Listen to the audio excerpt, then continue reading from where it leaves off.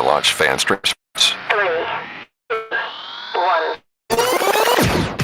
Hello, sports fans. Welcome to Fan Stream Sports. Nothing but pure sports. This is the JP Show. JP, it is so good to hear you back on the air. Stand by now. Here's JP. Oh, hearty good morning on this Monday, post-Olympics incredible weekend. And I know we are all sitting with the rain pounding down. We got tornado warnings and watches all over the place. And as I just tweeted out, Debbie can't stop the JP Peterson show, and my man Nick Geddes' Wi-Fi is absolutely failing us. It is failing us, but you're here. You're here. You're barely hanging on. I'm hanging on I thread. It's not shocking. My Wi-Fi is very spotty when it's perfect outside. So kind of surprised I hadn't lost power, to be honest, at this point. But we'll see what we can do here, because I'm getting a little notice here that my Wi-Fi is quote unquote stable. So if anything happens, just let me know. Do you have the direct plug-in like I do? You know, I'm not as smart as you would think.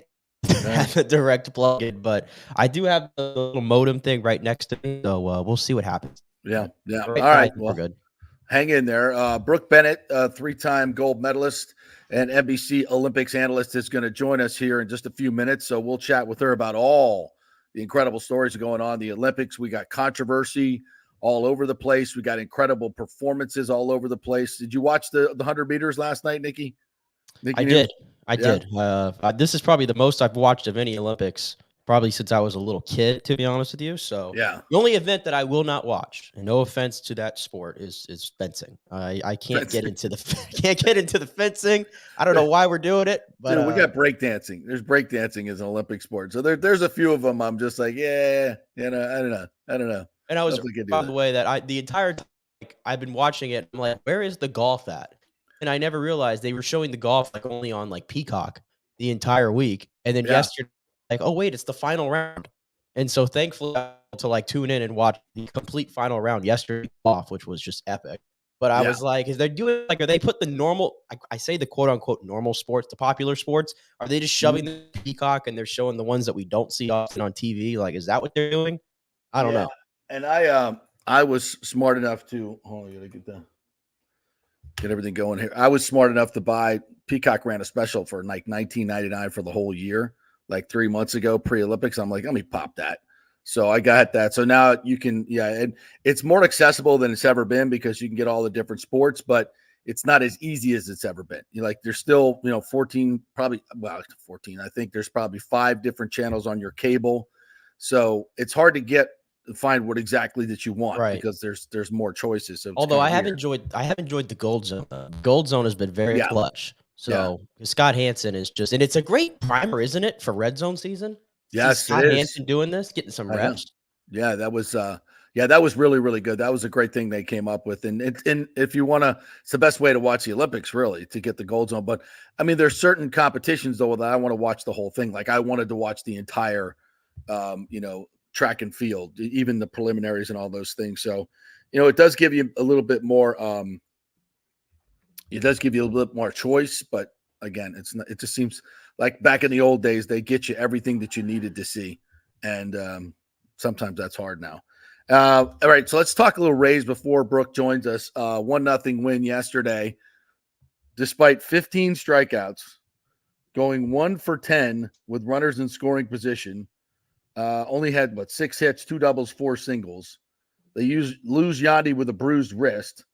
Their opener, Hunter Biggie, puts 3 of the first 4 guys on, and somehow they win 1-0. Please make sense of that. The pitching was elite. Yeah, elite. Houston had 3 hits, I think, after Hunter Biggie got pulled, and the Astros scored 1 run in the final 20 innings of that series. How about that? Something crazy at like home. that. At home. Somebody forgot to bang the trash cans or something. Clearly, but no, the Rays. I mean, I saw they put it up. Them and the Astros have the 2 best records in baseball going back to mid-June. Yeah. So, yeah, that was a hell of a performance.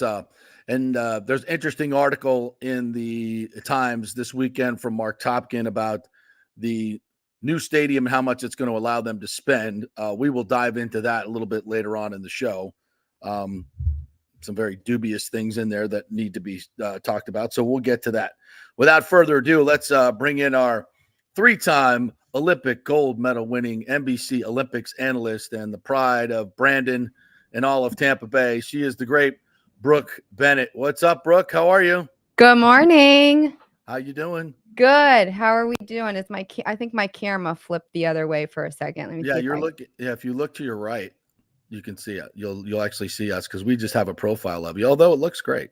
It looks great. Yeah, let's see if I can get you guys connected. Yeah. All right, we'll do that. That probably came to you a little bit early. You weren't ready. There you go. Now we see your face. You're good now. Yeah. Now we see your face. Perfect. Well, I think you picked up on my other camera. That's why. Oh, wow. You got a multi-camera shoot going on here, Brooke? I do. Because I've been set up for this whole. We might have to switch this around. Well, look, if you just look to your right, it's perfect. I know it's in my camera over here, which isn't my good shot. Well, just as long as you look at us, it's good. You could actually do that straight away if you want. All right, we'll do it this way. Perfect. That works good. How you doing? I just have a better shot over here. You look great there. You look great right there. I'm doing podcasts and stuff like that, so it would have been better if it came off this camera, but I'm not that technical savvy, whatever. Well, you got 2 cameras. It's more than us. So, so how's it going? So you're working with NBC and working with Channel 8, doing podcasts each and every day. How's that been going? It's crazy. I mean, I get to completely hype up the Olympics and get totally involved on not just the swimming side, but everything local and everything national on what's coming out of Paris. So yeah, I'm working with them. We're doing a podcast at 11 a.m. Monday through Friday. What's hot in Paris, and my host is the awesome JB Buno, who we've been having a lot of fun, and he throws things at me and I can throw things at. So we try to make it interesting and really bring the attention to the great athletes and what's happening in Paris these couple of weeks. Well, it's been an incredible Olympics. So many great stories to get to, and let's start locally with your friend Bobby Fink, who just swam the race of his life. I was just reading up on it this morning, and I had not realized that the U.S. men had not won a gold. Had not won a gold in swimming. I was like, what? And the 4x100 free, which is automatic, they've been 15 for 15. The Chinese beat us. That was the 400 medley last night.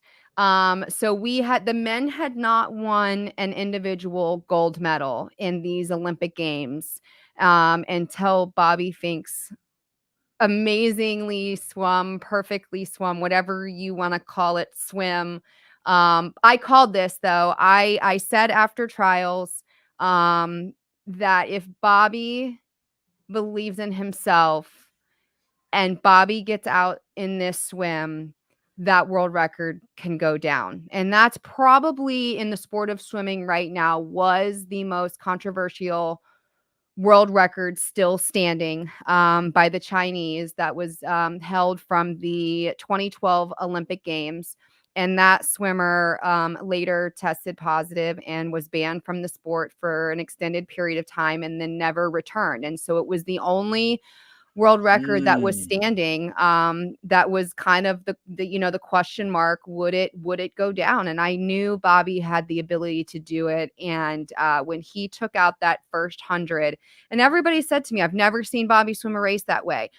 I knew he was going to have to swim it that way. He had to swim it that way. There was no question for that world record to go down. That is exactly what he needed to do. And he descended those 500s perfectly. Well, explain the risk involved in that, though, for a distance swimmer. I mean, you won the 400 and the 800. You know what it's like. So explain to the folks the risk in going out fast for a person that has the great close that Bobby always has.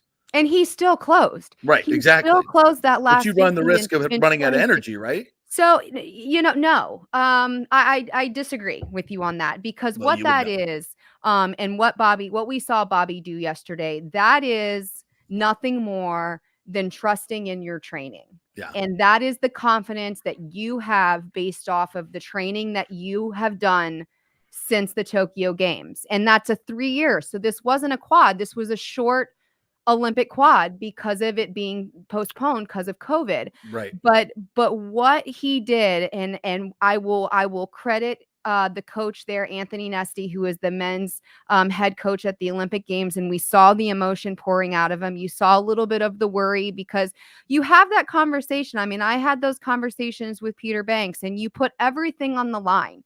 And it's the athlete putting everything on the line, and it's the athlete trusting in the coach when the coach puts everything on the line. And you saw it the night before with Katie Ledecky and how she swam that 800.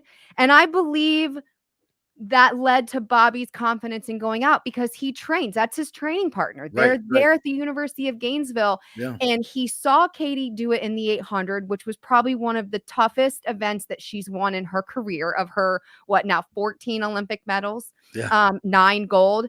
I think that gave Bobby the confidence that he needed. And, what did you hear him say after he won silver in the 800? I'd be lying if I told you I wasn't a little bit disappointed. And I think if he would have won the 800, I think he still could have won the 1500. I don't know if we would have seen the 1500. And it was just the way everything played out. It was exactly what Bobby needed to do. And man, was that to me, we're going to be breaking it down on the What's Hot in Paris podcast here at 11. I have my top 5 gold medal performances from over the weekend. But that to me can go down as one of the best performances in these Olympic Games. Incredible swim.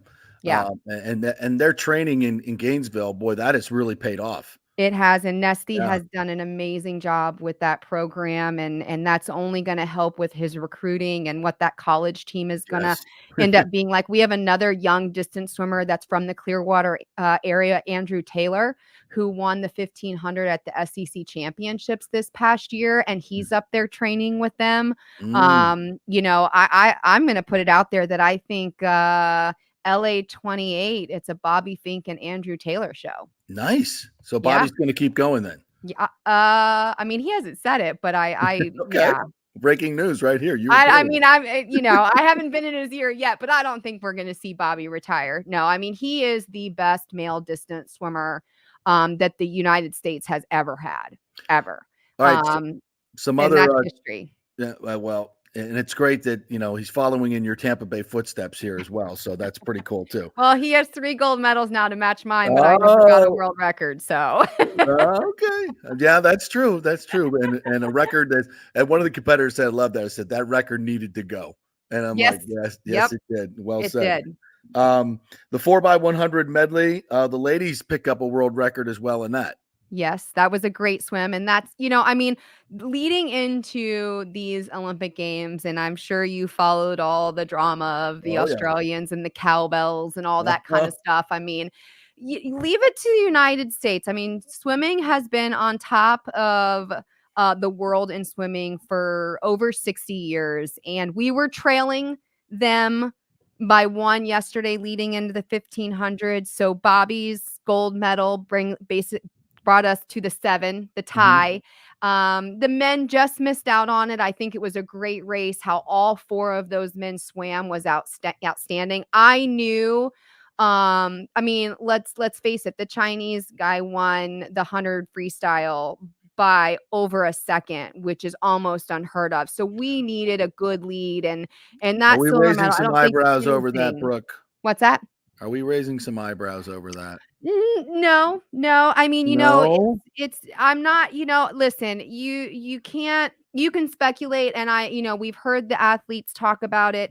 I've been on both sides of that. There was controversy over China and swimming back in the 90s when I was swimming. They're drug tested immediately after. Nothing has come out at this point in time. Like all the other swimmers, you hope that they step up. I think financially, that's where these programs and countries need to come up with more to make sure that you continue the testing. The in-competition testing is fine. It's the out of competition that needs to be stepped up. Because we've had some Chinese swimmers. 23 of them tested positive in 2021. Then we've had some recent positive. Not Pan, the guy that won the 100. He didn't, but a lot of the other ones did, and they've been kind of let go on quote, food, ate some bad food that happened to have a a heart. Correct. I mean, come on. But whatever. You know what? And Whatever. I would say, JP, what sucks about this is the reason why everybody, and if you say I'm raising my eyebrows, you have a horrible track record. Exactly. You have Exactly. So it's and fair. so it's always Right. going to be speculated no matter what.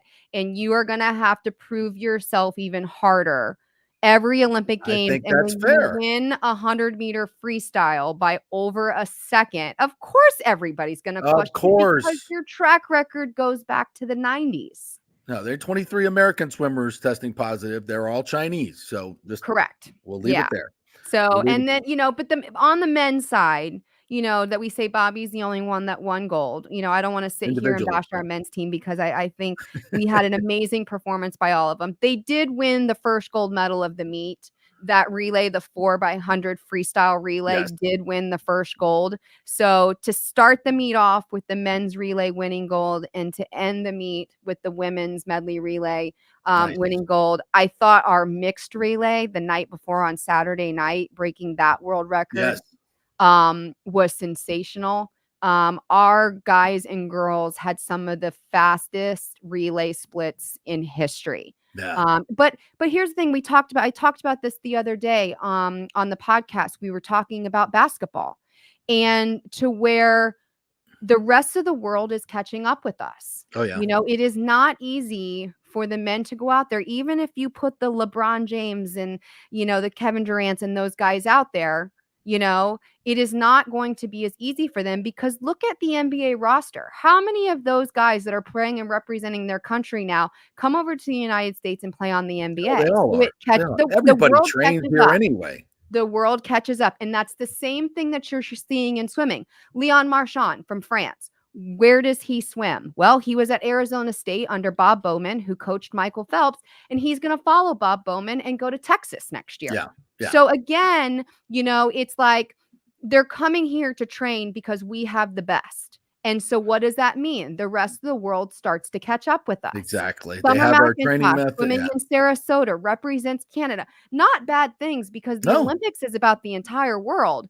But that If we puts gave the out medals pressure on our Americans to do better. If we gave out medals for where people trained, we win everything.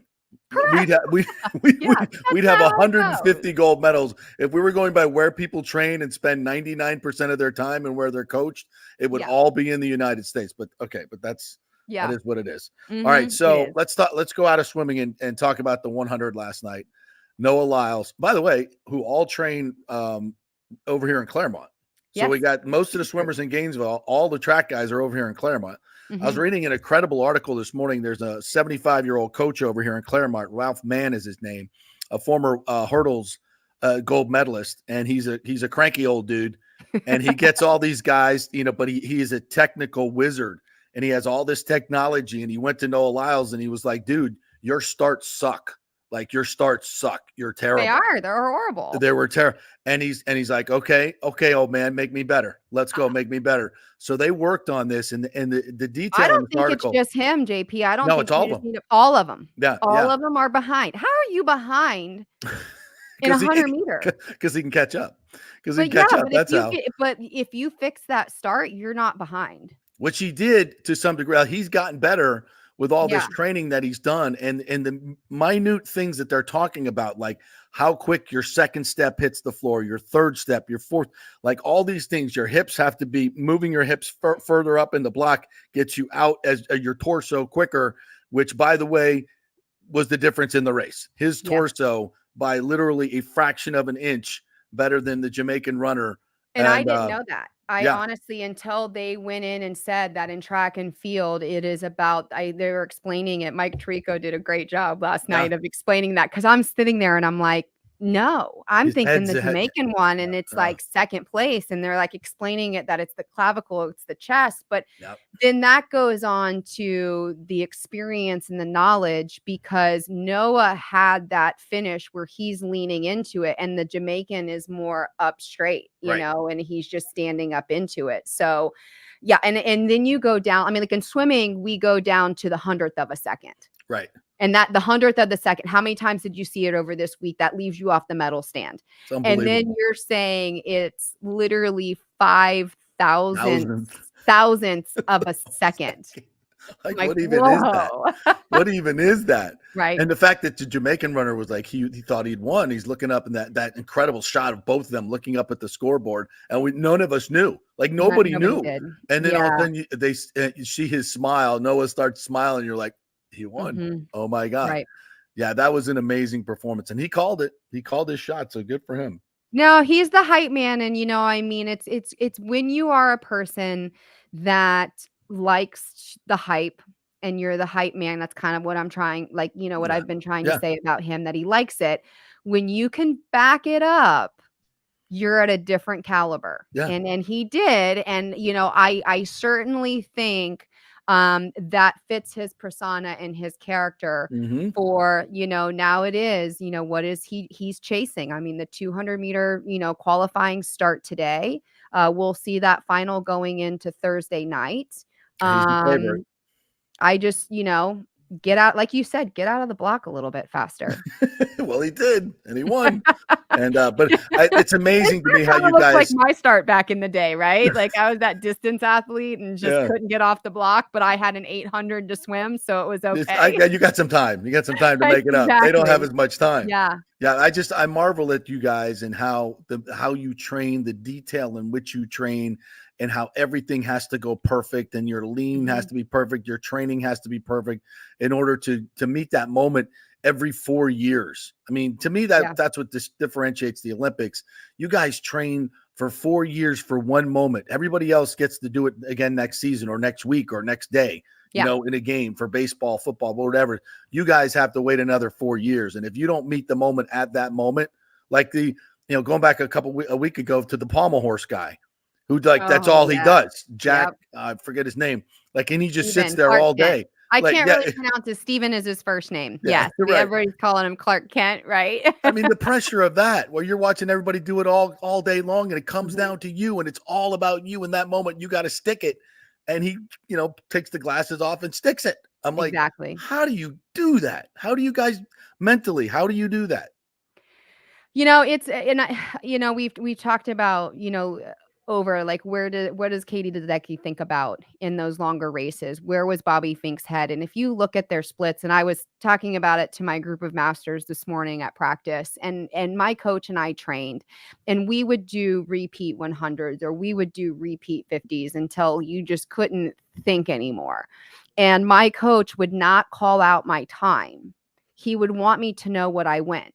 And so I would come into the wall on repeat hundreds and I would say 102.4 and I would call them out. And at the end, he would basically have it written down on my call out and his watch. And it is a clock in your head. It is a clock that just lives inside of your head, and you know it almost to the tenths and the hundredths of a second. And that's what we train to do as a distance athlete. Yeah. You go into the sprinters and it's the dives and it's the finishes, but as a distance athlete, it is literally having a clock in your head, and you just know exactly if your split time on a 50 has to be a 28.6.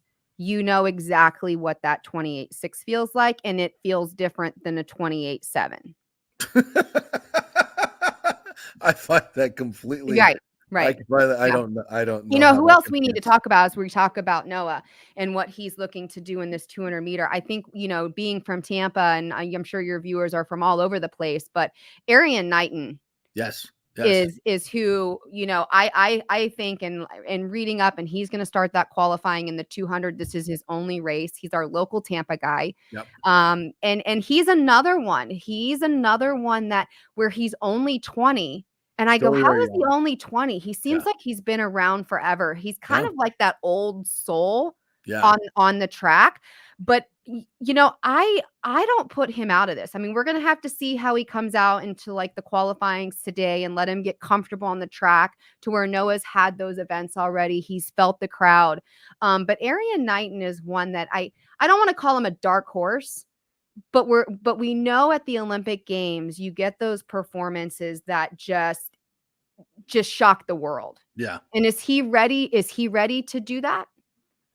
That'd be And this is interesting. his second Olympic Games, so he's been there before. But I Holy said this 20, about the wow. gymnasts. I said this about Simone Biles when we talked about what happened in Tokyo and what's happening here. We love the crowd. And it's like Bobby, you look at that swim yesterday, and I get real critical. The 9 to 1100 mark, his body tensed up a little bit. He looked tight.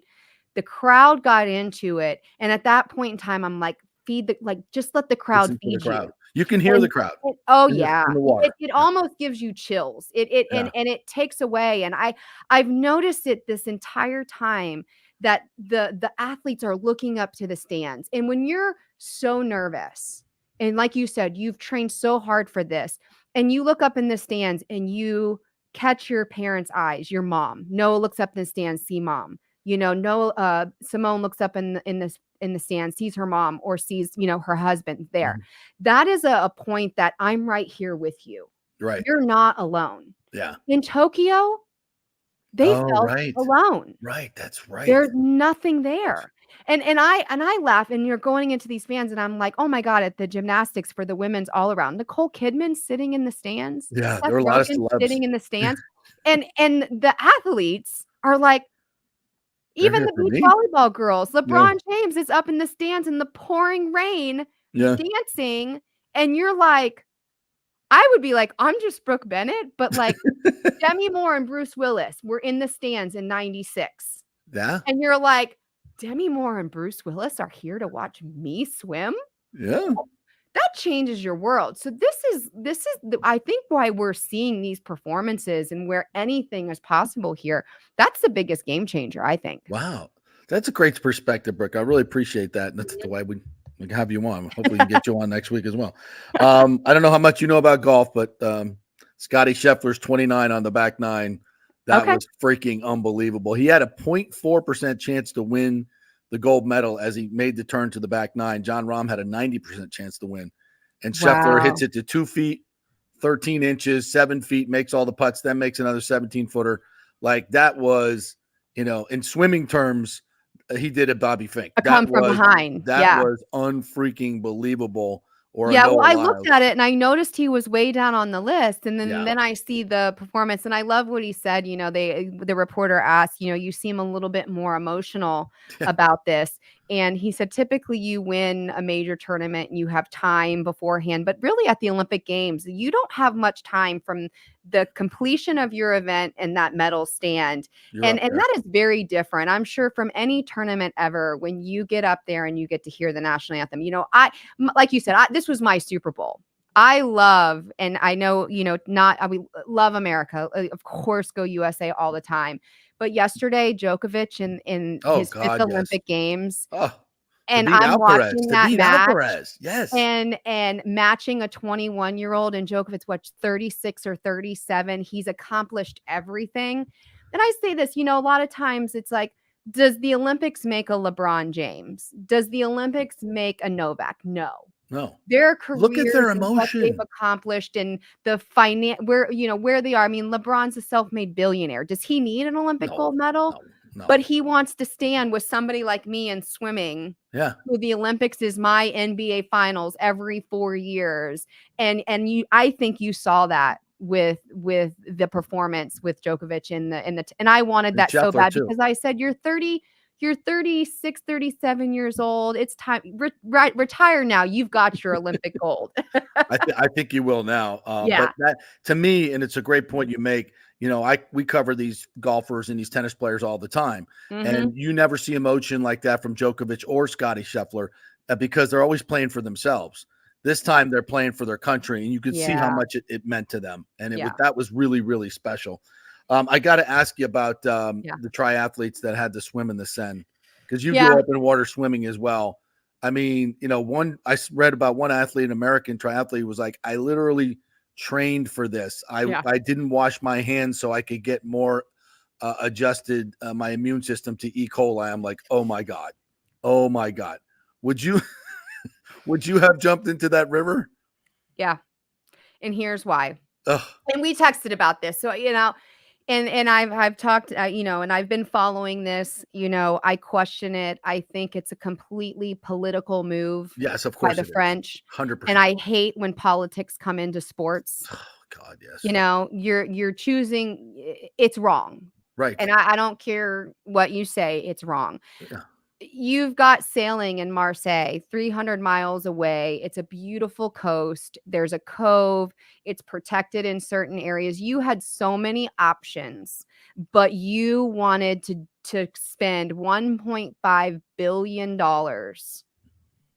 to do a swimming race. and there are reports coming out now. I read a couple more this morning that the Belgium athlete has been hospitalized for E. coli. There's a few others with gastral things. Unbelievable.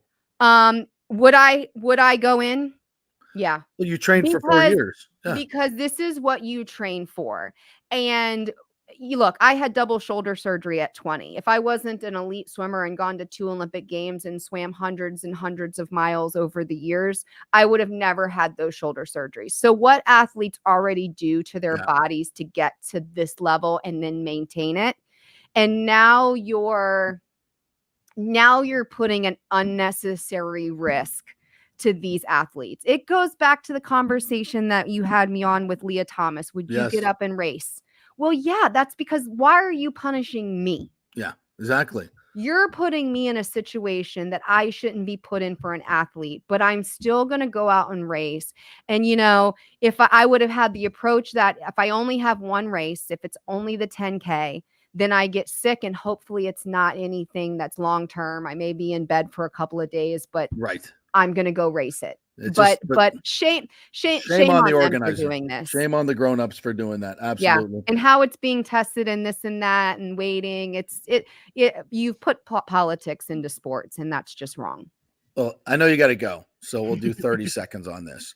Speaking of politics, the boxing, of course, women's boxing has been, there's a lot of misinformation or information. I wasn't there when he or she was born. Right. I don't know. I know he has XY chromosomes. That's been proven. The boxer's been, had gender tests at other world championships and failed them. But there's a lot of information coming out that so there's so much misinformation. Yep. It's terrible. And it just, like you said, we don't want politics in our sports. We don't need any of that stuff. And it's kind of hijacked the games a little bit. And that's the sad part, right? Yeah.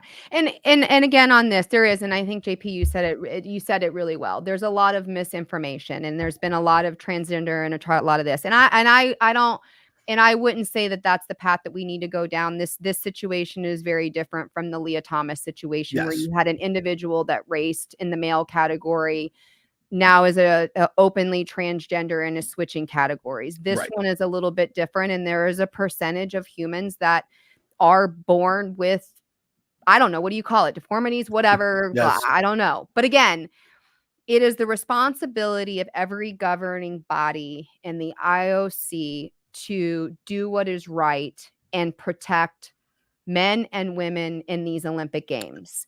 And I do not want to see, and I talked about this last week, where this is the first time in Olympic history. I did my top women athlete, American women in the Olympic Games, because this is the first time that equally there's as many men as many women competing in the Olympic Games. Oh, wow. Women first started competing in the 1900s. Out of less than 1,000 athletes, it was 22 women. And we're now over a century later at a 50-50 split. And we've done this through Title IX with Billie Jean King, and we have to stay focused on that. Life is very different. Life is very different, and what we have and what people feel that they are, and all of that kind of stuff. There is no shame in any of that.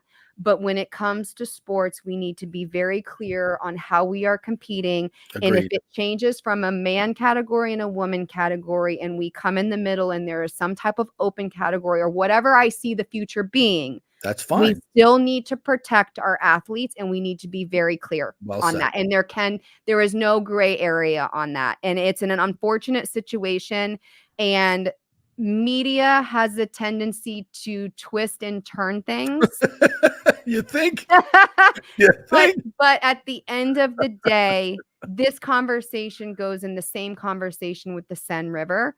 Your one duty as the IOC is to protect your athletes competing. And That's if right. you do that, then there's no reason the media can come in and start twisting things around. Exactly. They're very good answers for both of these questions. They're very simple answers for both. I told you I would give you my answer. That feed the greater good, and I think we know what they are. Well said. Yeah. Brooke, please promote all the things you're doing for the Olympics, WFLA, your podcast, all that great stuff. Yeah. So WFLA, if you go on to WFLA now, you'll have the What's Hot in Paris Monday through Friday. So we've got 5 more podcasts. I'll be jumping on over there at 11 a.m. this morning. And then, of course, as you see behind me, CFY. Here in Pinellas County, where we are a nonprofit organization funding youth sports programs, education, and water safety. CFY has been around for over 52 years. We are now funding programs throughout all of Pinellas County. Nice. This year with 15,000 children and close to $1 million in giving. And Awesome. I am the development manager. So in order for us to go out and support those youth programs, which will have over 40 this year, I am looking for donations, sponsorship dollars, submitting grants. It's a great organization. If you want to learn more about it, go to cfypinellas.org. You can find my contact in there, see what we're doing. And if it speaks to you personally, please reach out. Absolutely. Nothing better than kids sports to develop our. Well, now you get to share the Olympics. That's what I love. It's like the hype of the Olympics. And, you know, I've got my kids excited about it. It's a good thing for them to see. It shows what you can be dedicated to. You can do anything that you put your mind to. And I say, yeah, the video games are okay, but activity for the kids today. Yeah. Activity for the kids today and being athletic. I make my kids go on a bike ride with me. I run, the dog runs with me, and they go on a bike ride. Good for you. Get them off the video games. Oh, Absolutely. no, we're very limited on what they get. We don't even have any of that. And I got 2 stepchildren. I'm working on that. Yeah. So my 9-year-old doesn't have a cell phone yet, so keep it that way. Yeah. Keep it that way. As long as possible. Well, we'll have another conversation on that. I got some advice for you. All right. Thanks, Brooke. Appreciate you. Thanks so much. Guys. Great Brooke Bennett right there. You know, I love these Olympics are just absolutely. I don't know. They may be my favorite Olympics of all time. I don't know why, but they did. These current ones? Yeah, they are resonating with me in a very real way. With even with the nonsense of the opening ceremonies and the nonsense of the boxing, which, you know, interestingly enough, has kind of added to the importance of these games, because I think we've seen, as Brooke so brilliantly pointed out, how when you get politics involved, it sucks. It sucks, and it takes away the limelight from where the real attention should be going. And we're spending time talking about these other, fringe sports or issues that should not be talked about. And if there's a question about somebody's gender in a boxing match, no, the answer is no. Okay, in my opinion. Are we going to protect if there's a question, if there's significant doubt, okay, then you err on the side of protecting the 99.9% of athletes, not the 0.1%, in my opinion. Okay. And again, this is sports. I'm not talking about life or opportunities for trans or any of that. We're not talking about this. We're talking about competing at the highest level, when these things really, really matter. And I just think if there's questions, we protect the 99.9% and we say, I'm sorry, this didn't work out for you. It's, sometimes that happens. Life is not fair. And you move on and you don't have these issues. You want to show off. Do we really need to show off the River Seine we did it for the opening ceremonies. Everybody knows about it. Everybody's seen Paris. Everybody loves it. For what egotistical reason you want to have a triathlon in the Poop River is ridiculous. You spent $1.5 billion and your athletes are getting sick. And when you could have done it in Marseille, as she said, in a beautiful coast. You have surfing. There's first surfings in Tahiti. I mean, come on.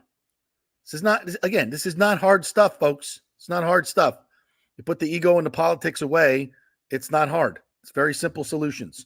So anyway, I'm sorry I didn't let you be a part of that, Nick. I kind of hogged that. No, you're good. I was honestly, truthfully, my Wi-Fi thing is showing like one bar, so I was like afraid, like if I talk, am I going to start breaking up and everything? So yeah, I think I'm okay though for the moment. I've been trying to mess with some things, so all right. see. Well, let's take a break. We'll come back on the other side, and we'll get into some of the Rays stuff, the Buck stuff as well. A lot going on in the world of baseball. And, of course, we've got college football starting up as well. So lots of other stuff to get into. We're brought to you by the Jeeves Law Group, JEEVES lawgroup.com. Scott Jeeves, big Gator fan, is the sponsor of our Gator Report, which will start, I believe, next week on Mondays and Fridays. So we appreciate him for that. And if you have any legal questions whatsoever, if you've been involved in an accident, get the Jeeves Law Group on it, because they are local, they are trusted, and they get results. So go to jeeveslawgroup.com, contact them through there, say thanks for supporting the JP Peterson Show, and I have a question, and they'll be happy to do that case evaluation for free. That's the Jeeves Law Group, offices Tampa and St. Pete, non-attorney spokesperson. Back in 3.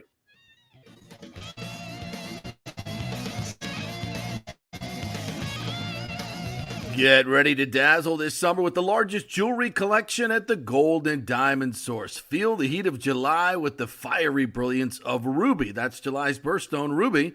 Well, that's my birthstone. I'll take one. It's perfect for adding a touch of luxury to your summer style. Embrace the unique beauty and significance of July's gemstone for any occasion, from beach parties to evening soirees, and mark a special 15th anniversary with a stunning ruby, the traditional gem of this very important milestone. And take advantage of our exclusive offer, 5 years of interest-free financing. That means you can own a $5,000 ring or watch or anything and pay only $83 a month with zero interest. And when you shop online, you can enjoy a special summer discount of 15% off July's birthstone. Make this summer unforgettable by visiting the Golden Diamond Source and finding the perfect piece to shine in the sun. It's the Golden Diamond Source, 3800 Omerton Road, always online at thegoldendiamondsource.com. As we head into summer and hurricane season, you must make sure that your home is fully insured. Over 40% of people in Florida are not fully insured because property rates have gone up lately. Your home is worth more, so it needs to be insured. Call the great folks at Italiano Insurance, 813-877-7799 to make sure you're fully insured. And also, you might just save some money. There are new companies coming into the state all the time. In fact, we just shopped our homeowners insurance, and I'm telling you, folks, we saved over $550 because Charity, the great customer service at Italiano Insurance, did all the work and found us a better company and a cheaper company. She'll do the same for you. 813-877-7799. Do something about these high rates. Shop them around. Could save you lots of money. It's Italiano Insurance. Been doing business here locally for over 60 years. 813-877-7799. Tell them JP sent you. Hey, Tampa Bay sports fans. This is two-time LPGA major champion Jane Geddes here. After winning the U.S. Open and 10 other LPGA events, I wanted to try something completely different. So I came right off the top turnbuckle and landed in the crazy world of WWE. And yes, you heard that right. That's WWE. Working for the Vince McMahon as the VP of Talent Relations for the company. Now, though, I want to work for you. Everything I've done in my life, I've done with incredible passion. And now I've turned my focus to leading the best real estate team in Tampa Bay, the Geddes Gordon Group with Keller Williams in South Tampa. If you're looking for a new home, an investment property, or looking to sell your current home, we will give you major championship level service. When you choose Geddes Gordon Group, you become part of our inner circle, like family. So if you're looking for a few golf tips or a golf course view, we're going to stripe it right down the fairway. Call me at 813-485-6808 or go to gettysgordongroup.com, or again, give me a ring at 813-485-6808. JP here for Third Generation AC and Plumbing. And Third Generation really says it all, folks. The owner, my friend John Rodriguez, has been in the AC and plumbing business since 1995. They built their business on honest assessments and doing great work on time for a great price. Simple, right? Did you know many AC techs are incentivized on big commissions to sell new AC units, and you might just need a drain cleared? So if you want someone you can trust, that's John Rodriguez and Third Generation Services. Check out the 5-star Google reviews. If you have a plumbing or AC emergency, call 813-961-8024 and a human will answer the phone. That's 813-961-8024 or go to thirdgenerationplumbing.com. Let's go. Right now. Back to the show on FanStream Sports. All right, welcome back to the J.P. Peterson Show here, brought to you by the great folks at Italiano Insurance, 813-877-7799. You know, it's times like this when we have tropical storms coming through and hurricanes coming through that you remind you that, are you fully insured? 44% of people are not fully insured.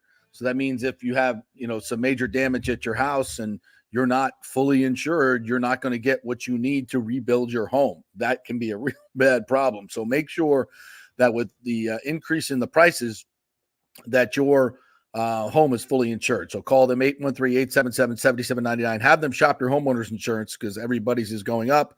And after this hurricane, probably going to go up some more. So let them shop it around. They saved us $500 with a new company that just came to Florida. So call them and let them shop it around and tell them JP sent you. It's Italiano Insurance, 813-877-7799.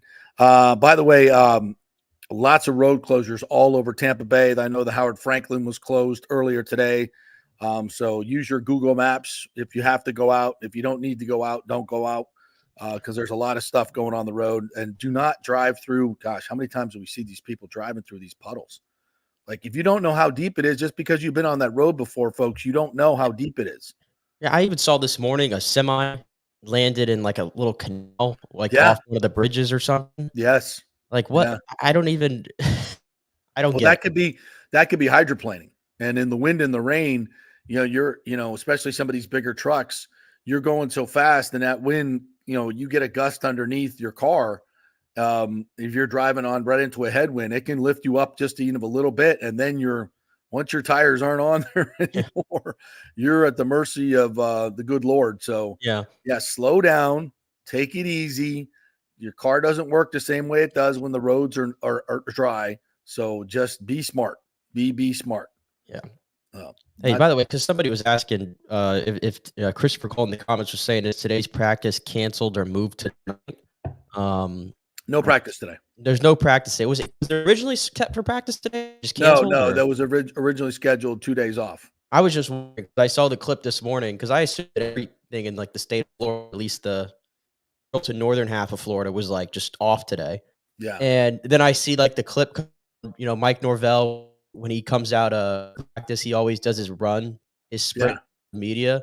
Yeah. It's like pouring rain, and here Mike Norvell, like they're still practicing today in Tennessee. And I was like, holy crap, I can't believe that. They are, but they're in the indoor facility. So I don't know. Maybe he's running through the rain to get to the indoor facility. I don't know. But they're like the only show in town, I guess, right now. Yeah. They're in day 10 of workouts up there at FSU. We're getting so close to college football. They had a fall scrimmage, or a first called fall scrimmage, and saw some highlights from that. Cannot wait to see this FSU team because there's a lot of question marks. They've added a lot of talent. When you lose that much talent, I think they had as many players drafted as I think they were second or third in the nation in terms of players drafted. So they lost so much talent off that team, but they replaced with a lot of good talent. So, this is where your coaching staff really comes into play. And at this point, how do you not have confidence in Mike Norvell that he's going to, work the portal and find the right guys and get the right fits, and they're going to play good football? I mean, so far he's done it for a couple of years. So, but it's hard to do. Don't ever take it for granted. When you bring in this much new talent, it's tough. Now he's got a proven track record for a couple of years, but still, it's hard. And we'll see if he's able to do it again this year. Cause when you have guys within your system, when you're Georgia and you're Alabama and you've been recruiting in the top 5 for the last, 10 years, you have guys in your system that are very talented, have been waiting your turn, hopefully. And, it's much easier to keep the continuity going. When you're bringing in new guys, it's a much tougher task. So, which is the bigger tip of the cap to Mike Norvell for that. He's doing a hell of a job. So they did not practice today, but we'll be back out there tomorrow and Wednesday. Awesome. On the topic of the Rays, we had a question here from Michael LaRue. This is a question we all want to know. This is a question we all want to know. Where the Rays have multiple guys in the lineup every day who are hitting under 200. Why isn't Junior Caminero getting called up? And very timely, because I don't know if you saw it yesterday, he hit another bomb to right field, probably almost halfway up the bleachers in right field yesterday in Durham. Feels like we get a new home run highlight of Junior Caminero. I saw the one where he hit it with one hand to dead center the other day. Yeah. He's mashing it down there right now. He's red hot. I can't make sense of this. I guess they're trying to keep his rookie eligibility potentially for next year. And I think they have to keep him below 95 major league at bats this season. And if you start doing the math of where we at in the season, I know you're already just scratching your head here. That would keep him from being in the big league club until September. So, I mean, are they really going to drag this out another month before giving us a taste of Junior Caminero? While the pitching has been fantastic, but the hitting is still pretty spotty. The lengths to which this organization goes to make things harder for their baseball people is unrivaled in Major League Baseball. And I say that without any trepidation whatsoever. Let me say it again. The lengths at which this organization goes to make things harder for their baseball people is beyond reason. It's beyond reason. And it's almost like Sternberg is like, oh, don't worry, Neander, you can handle this. Yeah, you're getting a payroll over $100 million, but no, you can do it. I've seen you do it before. Just go get it done. And at some point, that just runs out. At some point, everybody else catches up. At some point, you stop getting lucky on trades. At some point. And I think that point is now. And it boggles the mind of how you want to be 3 games out of a wild card and trade 9 major leaguers for a what I would think is one real major leaguer, and Hunter Biggie. We'll see. Day one, not so good. So it boggles my mind, and I know Rays fans always have, the sycophant Rays fans always have, a great reason for why they're doing what they're doing. And listen, did they need to sell off some of these players? Absolutely. We've been talking about it for a month and a half. 9 of them? No. I think you could have kept Jason Adam and been a better baseball team. Well. So I wasn't on last week, so I didn't get a chance to sort of, because we were going to have differing opinions on what the Rays did at the deadline. Yeah. I actually am in the camp of, after I digested it, I didn't say anything. I waited till everything that played out, and I actually think they played the deadline well. Now, a lot of this is contingent on sort of the guys they got back, the prospects in the future. But like you just mentioned, Jason Adam. I mean, the price for relievers at the deadline was insane. Yeah. And they just nabbed 3 of the Padres' top 10 prospects, including this Dylan Lesko, who was the 15th overall pick 2 years ago. Right. And the Rays, while they have great pitching at the major league level, starting pitching, and of course the injury list guys that are coming back next year, don't really have anybody else in the wings waiting from a minor league development. So they added a lot of those guys. And I think the thing that's important to point out too about these whole projects, everybody's putting out, oh, look at the rankings. They only got this guy. They don't update the rankings during the season. So rankings are going to be re-upped. And a lot of these guys the Rays got back are going to end up being higher ranked players by the end of the season. And then to your point where you said they only got major league talent back, the way I look at it is Paredes goes out and then you sub Christopher Morel in for him, right? I think that's a wash. I think that's a wash. Probably and better, Paredes, by the way, actually. It's not like Isak Paredes was killing the baseball here in Tampa Bay to end his time here. And in Chicago, I think he only had 1 hit in his first 5 games there. And now he's hitting .238, by the way. He's really washed up. And if you look at the deeper analytics, he has one of the worst, I know scoff at these analytic reports, but it's something. No, I'm okay with that part. Part. Morel's a more well-rounded player. He's more flexible. You got more year of control. He's got more consistent power to more fields. I don't have any problem with that. But the Jason Adam thing is. By the way, your boy Dylan Lesko, can't find the plate.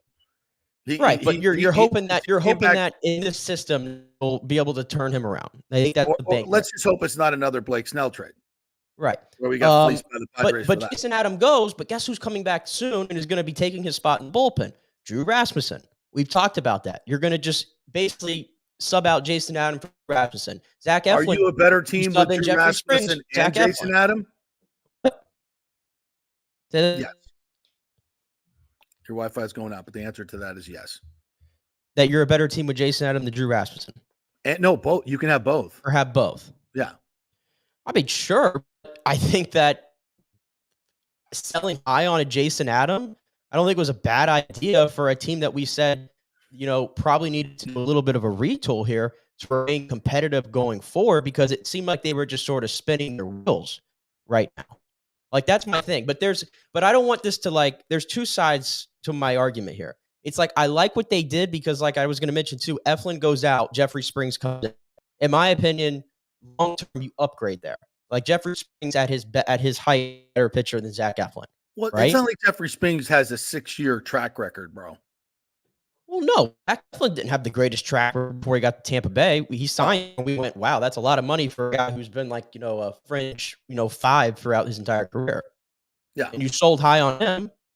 Like the Randy Arozarena thing, no problem with that whatsoever. Take your emotions out of it. Yeah. Randy Arozarena, the best days of Randy Arozarena are behind him. And then you were able to still keep some of your competitive pieces like Brandon, who, by the way, is just baseball right now. Crush baseball. You keep Fairbanks, who's been great. You keep Yandy. So you have these pieces here that are veterans that are there. And you still have some of this young talent that's around here. But this is contingent on JP, and this is the $1 million question, is you shifted out a lot of this money on this team and some of these players who were kind of just keeping you stand, I'd say, right at 5. Right. Now it's like, okay, I know the pitching is pretty great. It's going to be even better next year, we hope.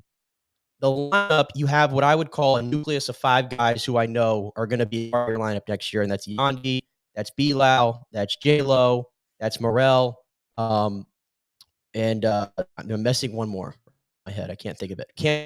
Caminero. You have 5 guys right there.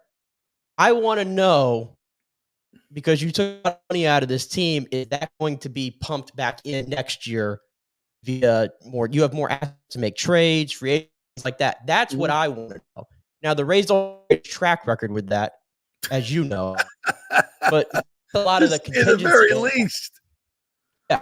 But I do think for what they did, I don't think it was like a true, like tear it all down sort of thing. If you look at the moves, they sort of just swapped out some of these players. Okay, now he's coming in to take his place.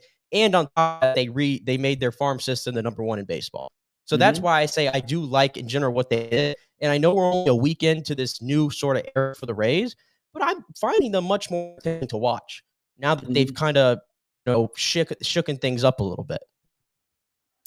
Well, it's interesting you say that, because as soon as we're not even into the new stadium, we haven't even broken ground on it. And already Brian Auld is talking about, don't, temper expectations. We do have a $700 million mortgage now. I don't want to hear that.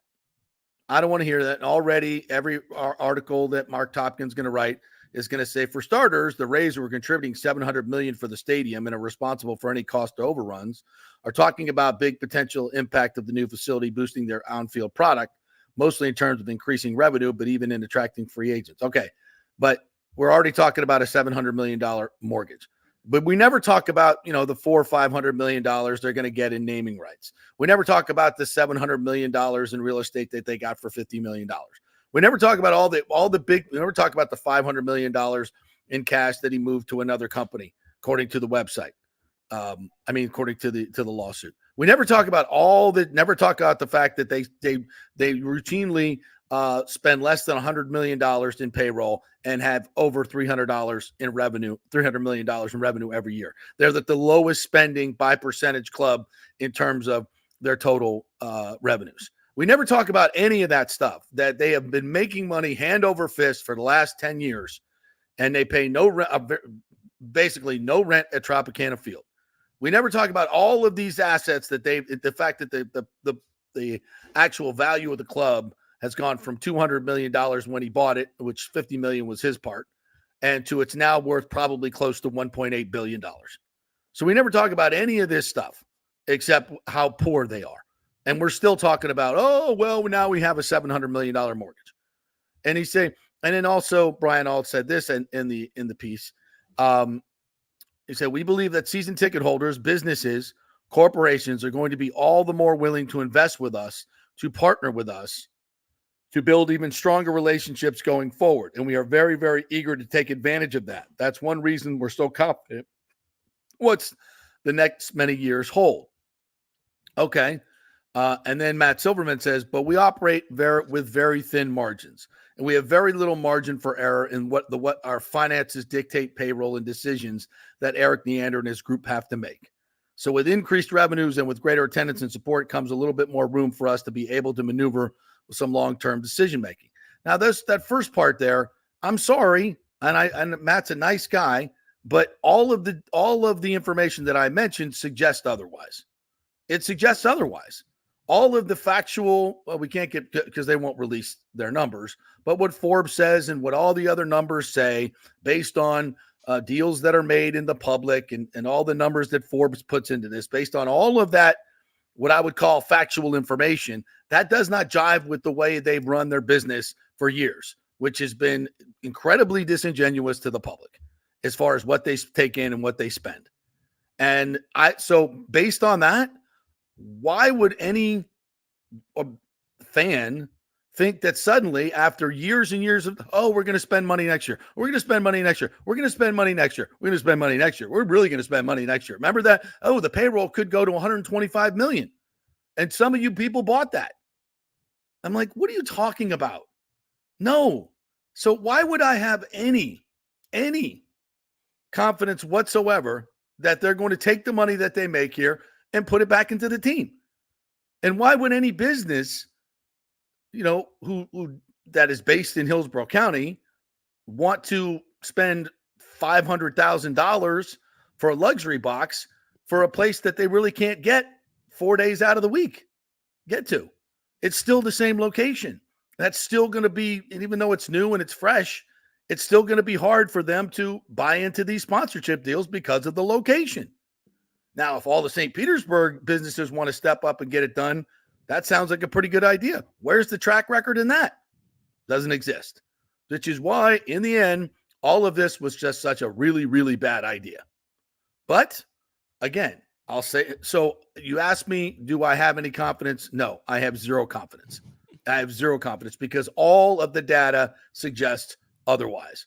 And if you go through your life and you look at sets of data, if you look, let's just say, taking something out of thin air, let's just say there was a period of time where there was 3% interest rates and now there's 7%, where gas was $180 with $1.80 and now it's $3.60, where everything cost 60% less than it does today. So I would say that would be data that I would go, okay, that was actually something that existed. I could be confident that could happen again. Or you could just stick with what you've seen for less. I digress. Point being, look at the data points. Look at the proof. Look at what actually happened and look what, well, you could say, well, this is all new. They got a new stadium. So things are going to change. It doesn't change the way you operate, your behavior, because they had money before, even though it was an old stadium, and they didn't invest it. So why would I think they're going to invest it now? Well, I think the X factor here, and I think you would agree with this, is I'm not sold that Stu Sternberger is going to be the owner of this team by the time this new stadium opens. Oh, well, then that's a whole totally different. That's a totally. I don't. All this other stuff they talked about in the article today was presupposing that he was still going to be here as the owner. Yeah, I don't think you buy it. I don't think I don't buy it. And I think a lot of people don't buy it. And I think people are starting to wake up to that fact that he's the owner now. And he was the owner to sort of push this thing over the finish line and get this stadium up. Whatever you feel about that. But I don't think he's going to be the owner once that thing goes up, or at least in the short term right after it goes up at the very least. I think that eventually that's when you're going to see some of the investment you're looking for into the team. Totally different conversation. And that doesn't mean, by the way, they have to change Like, just because you say, okay, now, like, let's say they get new ownership and that new owner comes in with heavy pockets and says, okay, we're going to start spending money now. That doesn't mean you have to just say, all right, the way we've been doing things for the last 15, 20 years, we're just going to just completely tear that down. Because no, why would you? You've won a lot of baseball games doing it. I think where I'm at, I think where you're at, and it gets lost sometimes in these sort of arguments, is we just want to see a marriage of the two. Right. We just want to see a marriage of the two philosophies together and see what happens. That's all we're saying. Give Eric Neander $150 million payroll, which is still left in average. I mean, I could see a World Series within the next 3 years easily. That just right. Just makes sense. They literally it's so easy to pinpoint what the Rays' issues are. They just need some meat in the middle of that order. That's all they're missing. Like, even when they went to the World Series in 2020, like Randy Arozarena, that was a classic case of they were straight up carried by him. If you looked at everybody else on that team, Kevin Kiermaier, I think, was the second best hitter during that playoff run, and he hit like 260. Everybody else was like hitting 210 or less. And a lot of guys were hitting under 200. Like, it was really just a carry job by Randy Arozarena. Your offense wasn't even good then when you made the World Series. Mm-hmm. So, and that's sort of historically been the thing for this team in the playoffs. Right. That's what you're missing. That's just what you're missing. Yeah. You got lightning in a bottle that year. What most teams have to go out and spend money for, power in the playoffs, proven hitting, you got lightning in a bottle, and that's how you got to the World Series. Let's don't get it twisted. You know, you got guys like Randy Arozarena and my boy that hit the bomb off of Chapman. Brasso. Yeah, Brasso. You know, that one of the greatest moments in Rays history. Highly underrated, I think. Yeah, because it just, you know, that happened that year and you got there. So good. And if you keep in the mix, you know, sometimes some of those things are going to happen. Bottom line is, as James says, do I think, I know I said a broken record, but how does the new ownership benefit paying high dollar for a raise when stadium is in a failed location? Could St. Pete deal be scuttled if new ownership wants to partner with Tampa? I've looked into that question. If he were to sell the team in the next, say, 6 months. And again, I spoke to a man face to face that said he was trying to buy the Rays. And I asked him a lot of questions about the situation and the ownership group that he would not have known had he not been talking to them. That stuff that is not public knowledge. So, and the Rays can deny it all they want, but I know better. And the article in the New York Post the other day, you know, the Rays want to say that was from last year.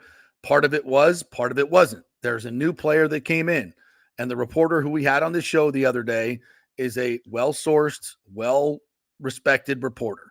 And I had a conversation with him for 45 minutes, and he told me he wouldn't give me the name of the deep pocket $10 billion owner, but he gave me some specifics about what they were doing and who they were talking to. So I know that he talked to him, and everything checks out, things that are not in the public domain. So, and you could say, well, the Rays denied it. Well, have the Rays told you the truth about everything over the years? That's a no. So again, listen, and I want to preface this by saying this again for the 100th time. I hope this all works out in St. Petersburg. I hope that the stadium gets built on time. I hope it's gorgeous. I hope everything works out. I hope all these people get these high-paying jobs. I hope they can find the mitigation issues for the toxic waste that's in Booker Creek. And I hope, by the way, it makes players.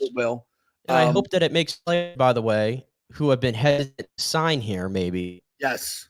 Say, oh, right. Well, you know what? It is Tampa, St. Petersburg. And as we say all the time, there's not many better cities I want to live in that are major league markets.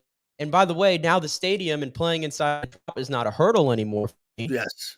You know, that might help make more play. This will be a more desirable place to play. Make it a bandbox like Houston. Let's make it so easy to hit home runs like Houston. I'm for that, actually. I like that. I like it hitter's ballpark. So yeah, let's make it just like Minute Maid. That'd be fantastic. So yeah, I hope all these things come true. I really, really do. I hope the sponsorship deals, all the companies in the Hillsborough area and everywhere else suddenly find great value in having a $1 million sponsorship with luxury boxes over in St. Petersburg. I hope they completely change their mind on that. I hope all the St. Petersburg businesses that have failed to support this team for 25 years suddenly say, yes, now's the time we're going to do it. Yeah, I hope all these things that have never happened suddenly happen. But I'm a little dubious. I'm just a little, that's all I'm saying. I'm glad it happened. We don't have to talk about it anymore, hopefully, blah, blah, blah, blah, blah. I'm a little dubious because of the track record. That's fair. The Rays have a lot of great goodwill, I think, up with a lot of their fan base because of some of the things they've done over the years. I think that's fair to have. I think it's fair to have concerns. I think it's fair to have concerns while also trying to be optimistic about what lies ahead. Yeah. All right, let's I think it's and I love the optimism. I love it. I do. I love hearing everybody, we finally got the stadium. It's all shut up, JP. It's I can't believe why are you still bitching about it? I'm not bitching about it. I'm just saying I'll believe it all when I see it. Can I not say that? I'm just asking questions. I hope it all works out. I just think I think a lot of people have different philosophies. But at the end of the day, we all have the same goal. Yes. We all have the same goal. Yes. We want everything to work out. At the end of the day, we want to see this team finally get over the hump and win a World Series. I think we all have the same goal. I absolutely believe that. Yeah, that I am. I'm a huge Rays fan. I just want to really root for them like I used to be able to root for them. And it's hard. This is really hard. All right, we will take a break. We'll come back on the other side. James had a great question about FSU and ESPN. I want to get to that. We'll talk a little bit more about the Rays as well. You guys have some questions, so we'll do that. We'll kick back to the Olympics just a little bit, college football. Anything else you want to bring to the table, open for questions and comments. We are brought to you by the great folks at the Gold and Diamond Source. Hey, guys, I know you don't go to jewelry stores often, but why not? Why not? Go to the Gold and Diamond Source. Get you a nice necklace. Get you a nice ring. Get you a nice watch. Something with a little bit of bling. I think I rhymed there. So, guys, there's plenty of stuff. Cufflinks are really, really cool. Something you don't see a lot, but they're really, really cool. They got a great selection at the Gold and Diamond Source. Get something with your kid's name on it. That's kind of cool as well. So, yeah, head on over to the Gold and Diamond Source. I know it's not Dick's Sporting Goods, but you'll probably find something in there that you like. Or maybe you like something for the wife or the daughter. Buy something for somebody else. It's the Gold and Diamond Source, 3800 Olmerton Road. Always online at thegoldendiamondsource.com. Back in 3. JP here for the Jeeves Law Group and my man Scott Jeeves, who lives right here and has long been a highly respected member of our community. He's a proud sponsor of the Tampa Riverwalk. Jeeves Law Group is also a proud sponsor of our Grand Central District in St. Pete and has neighborhood events throughout the year. He has an office on Central Avenue in St. Pete and one on South Howard in Tampa. You can't get more local than that. So when you need an attorney, you're going to hire some huge firm that advertises all over the state or the one that supports your favorite sports show. It's the Jeeves Law Group. We're local, we're trusted, and we get results. For personal injury and personal attention, call us for a free case evaluation. That's 8889-JEEVES. That's 8889-JEEVES.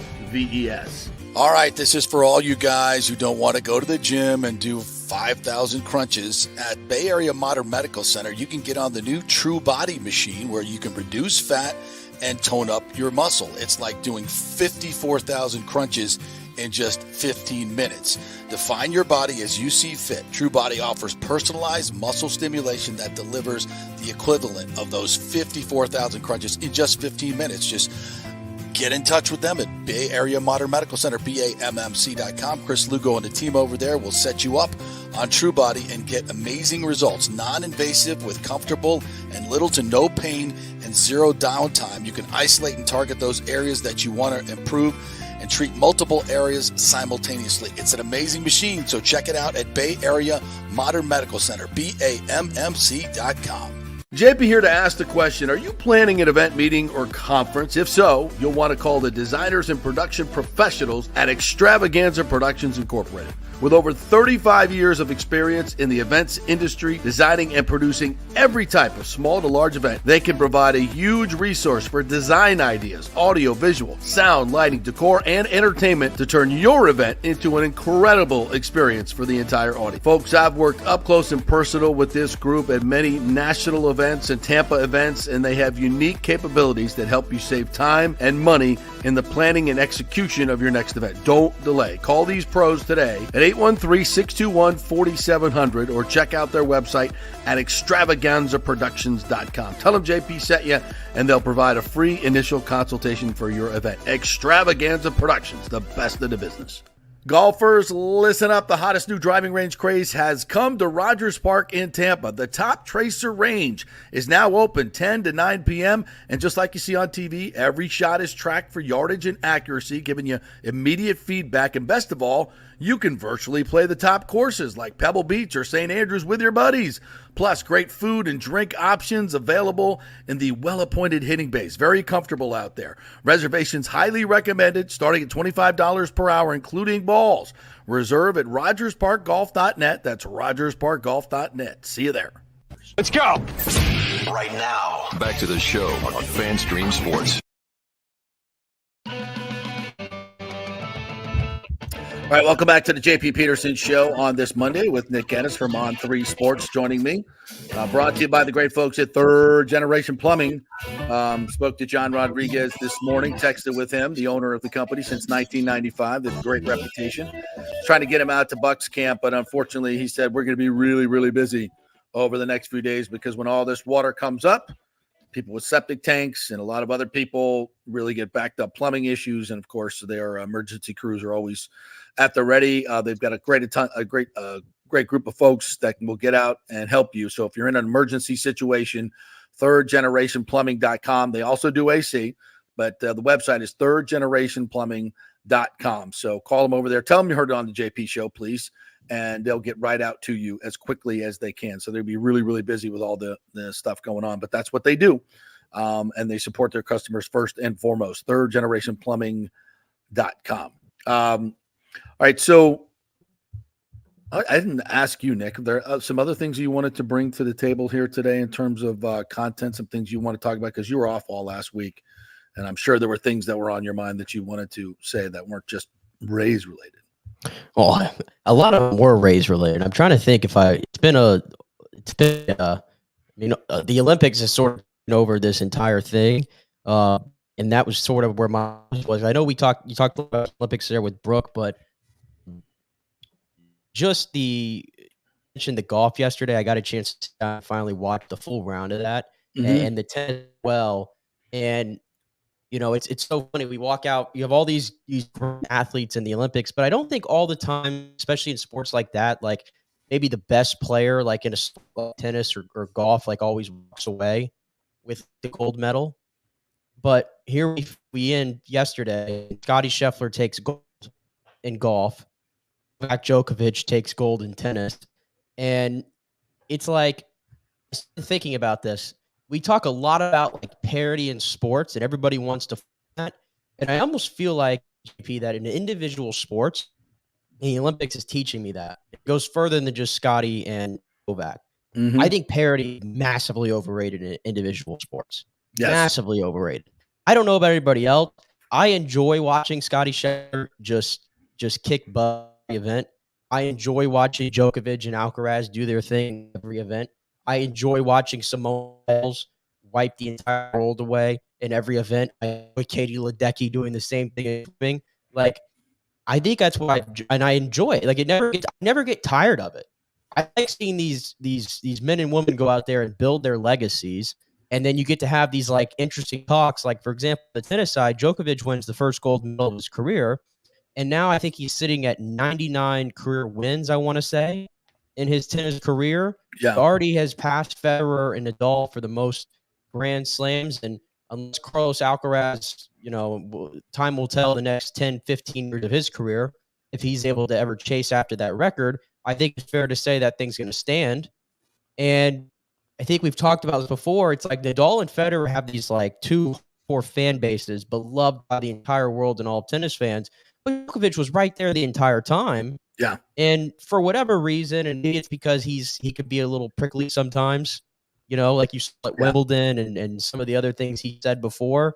Maybe that's why he didn't have the same fanfare. Of course. But I don't know how you don't argue at this point that Novak Djokovic is the greatest tennis player of all time. And I think that cemented it yesterday with that win over Alcaraz, who, by the way, remember this, Novak Djokovic is 37 years old. And he's still going head-to-head against the 21-year-old phenom, who many consider the best tennis player currently. On the clay at Roland Garros, by the way. Yeah. The Alcaraz's backyard. Correct. I mean, are you kidding me? Think about that.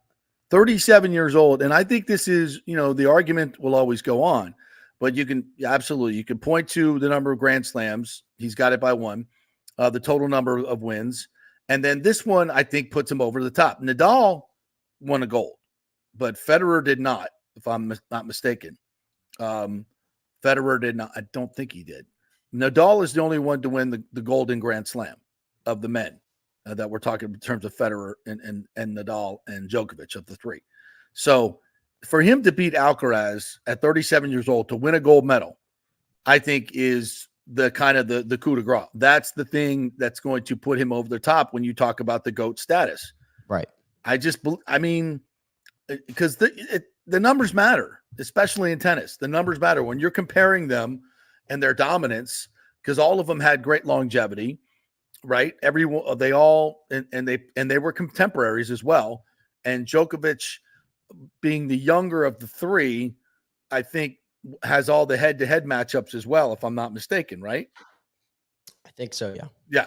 So it's hard not to argue. You may not like it because you don't like him. I kind of, and there's this, once again, there's a segment of the population that doesn't like him because he didn't take the vaccine, which turned out to be a pretty smart thing to do. So there's always going to be that. Same way with Aaron Rodgers. Even though I think in general, a lot of these great athletes, like when they're in their prime, people love to just hate winners. Yeah. And that's just a natural reaction. We love to hate winners, and as much as we love to build people up, we love to tear them down. Although I think Federer and Nadal, is it fair to say Federer and Nadal were some of the most beloved? Yeah, they didn't necessarily go through that. But a lot of athletes, but I take it even further. It's like enjoy, and this goes through the whole summer of go back to a few weeks ago when we were watching soccer and we're Lionel Messi still being able to deliver at his age, 37 years old, right, and win a Copa America and even winning the World Cup at 35. Like that stuff is hard to do at any age, right? Especially when you have the miles on his leg like that. Djokovic being able to do what he did, go to Tiger doing what he did in 2019 at the Masters. And if you've been watching the U.S. men's basketball team, there's no question about it. The alpha on a team full of alphas is LeBron James at 40 years old. Yeah. He's running the show. Yeah. It's like eventually I think there starts to be a turn there. When they get older and they're still great, I think people start to step back and go, okay, I respect your greatness. And that's especially where I'm at.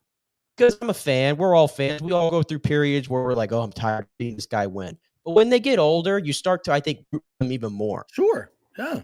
And I think that's where I'm at. The last time we see, Djokovic win something major, I think it will be. Yeah. It's very possible it could. And the emotion he mentioned, he doesn't show a lot of emotion. And he even said, I think yesterday, I've done everything you can in tennis, but this is like the highlight of my career. Scotty Scheffler yesterday on the pod. I mean, how are you not moved by watching the national anthem playing there at Le Golf National, I think it's called. Yeah. And there's Scotty Scheffler on the podium, and he's in tears. And Scotty Scheffler is always been the most stoic guy. He truly gets it. Like, this is not what defines me. This is my job, and this I provide for my family and everything. And clearly it paid very well, especially when you're as good as Scotty Scheffler is. Mm-hmm. But the fact that of all things is what moved him to tears was winning a gold medal for his country. Like what the Olympics is all about. And just the year he's had, six PGA Tour wins, another gold jacket, his performance in the signature event, a gold medal. He got arrested. He had a baby boy. Like, this guy has had a year. Okay. Like a year. It's crazy. But seeing him yesterday, he enters the Sunday, like you said, what, a 0.5 chance to win or something? Yeah. He's 4 shots back. John Rahm gets off to this amazing start, birdie 6 of the first 10 holes. He's up to 20 on, and he just has a collapse for the ages. Yeah. A collapse for the ages. And I tell you what, AP, I think John just lost his edge. And I think we could point to the moment where it seemed like he lost his edge, because obviously we don't watch him week in and week out anymore. Where do you think that you so you're saying not playing against the best and deepest field in golf each and every week on the PGA Tour doesn't sharpen your skills as much as playing in the Carnival Tour with your short con and the dancing girls? No, it just seems like he's big moments. Well, it was probably 18 holes more than he's used to playing. Yeah. It just seems like and he did falter on that last 9. He did. He's just pressing a lot in these big moments. He's not as calm, it looks like, as he used to be. He's very tight. Why is that? Because he knows he effed up. He knows he went against all of his core beliefs that he espoused for his entire life and for 2 years of the LIV controversy. Everything he said, he finally gave in and took the money.